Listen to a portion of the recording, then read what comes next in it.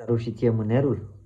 Hai să-ți arăt cum îl schimbi ușor, fără să demontezi demarorul.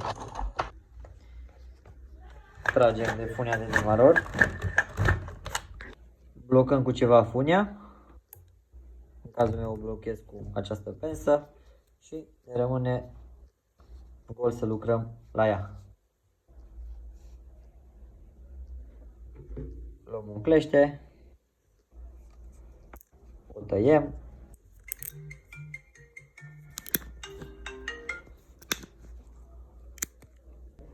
Scoatem mânerul.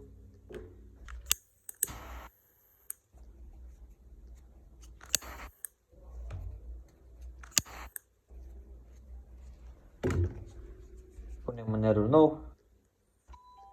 Facem dublu nou să știm sigur că nu iasă. Și îl blocăm. Așa. Eliberăm.